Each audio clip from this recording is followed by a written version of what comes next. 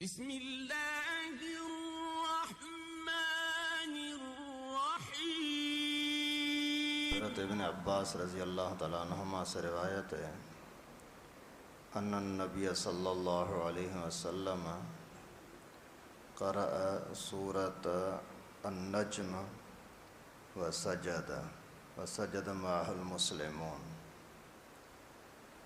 کہ حضرت ابن عباس کہتے ہیں کہ رسول اللہ صلی اللہ علیہ وسلم سورہ نجم تلاوت فرما رہے تھے، پھر جب سجدے کی آیت آئی تو پیغمبر کریم نے سجدہ کیا اور سارے مسلمانوں نے بھی جو وہاں موجود تھے انہوں نے بھی سجدہ کیا۔ تو مقصد یہ ہے کہ قرآن پاک کے تلاوت کے دوران کچھ سجدے آتے ہیں، ان سجدوں کا نام ہوتا ہے سجدہ تلاوت والا سجدہ۔ تو قرآن پاک کے اندر 14 سجدے ایسے ہیں، 14 آیتیں ایسی ہیں جن کی تلاوت پر سجدہ مسلمانوں پر واجب ہوتا ہے، پڑھنے والے پر بھی اور سننے والے پر بھی۔ اور ایک ہی جگہ پر اگر ایک ہی آیت کو، اسی سجدے والی آیت کو کئی مرتبہ پڑھا تو بھی ایک ہی سجدہ ہوگا، لیکن ایک جگہ وہی آیت پڑھی، پھر وہاں تھوڑی جگہ فاصلے پر پڑھی، پھر دوسری جگہ پر پڑھی، پھر تیسری جگہ پر پڑھی، تو جتنی الگ الگ جگہوں پر پڑھو گے بھلے وہی آیت پڑھو لیکن سجدے پھر الگ الگ ہو جائیں گے۔ اور اگر ایک ہی جگہ پر سجدے کی آیتیں 2 جگہوں سے، الگ الگ جگہوں سے پڑھی تو بھی پھر 2 سجدے ہو جائیں گے، ایک آیت کا ایک سجدہ، 2 آیت کے 2 سجدے۔ اور ان سجدوں کا مقصد یہ ہوتا ہے کہ اس کے اندر اللہ تعالیٰ کی بڑائی یا پھر اپنی عاجزی کا تذکرہ ہوتا ہے۔ کسی آیت کے اندر یہ ہے کہ اللہ رب العالمین کی عظمت بیان ہو رہی ہے، پھر سجدے میں چلے جاؤ۔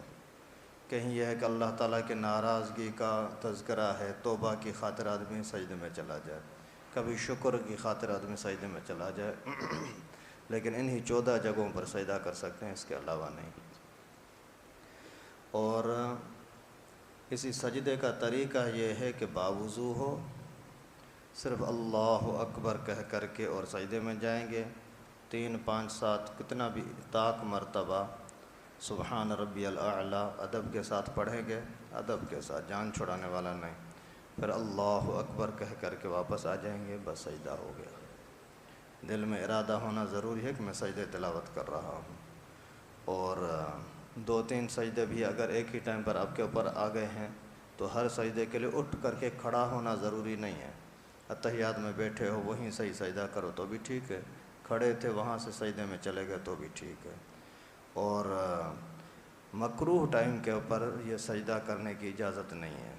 مکروہ ٹائم کا مطلب یہ ہے بالکل جس ٹائم پر سورج طلوع ہونے لگے، جو گھڑیوں کے اوپر لکھا ہوتا ہے مکروہ ٹائم ہے، یا لال بتی جلتی ہے، وہ 10 منٹ فجر کے ہوتے ہیں، 10 منٹ ظہر کے ہوتے ہیں اور 10 منٹ مغرب سے پہلے کے ہوتے ہیں۔ ان کے اندر پڑھنا، سجدہ تلاوت کرنا منع ہے۔ باقی عصر کے بعد یا فجر کے بعد ویسے تو کرنا منع ہے، لیکن تلاوت بھی اگر اسی ٹائم پر کی ہے اور اسی ٹائم پر سجدہ کر دیا تو اجازت ہے، لیکن 3 ٹائم پر پھر بھی سجدہ کرنے کی اجازت نہیں ہے۔ صبح کا مکروہ ٹائم، زوال کا مکروہ ٹائم اور غروب کا مکروہ ٹائم۔ اللہ تعالیٰ سے دعا ہے کہ اللہ پاک ہم سب کو سجدے کے ساتھ محبت نصیب فرمائے، ادب کے ساتھ، اور اللہ کے رضا کے لیے زیادہ سے زیادہ سجدے کرنے کی توفیق نصیب فرمائے۔ وآخر دعوانا ان الحمدللہ۔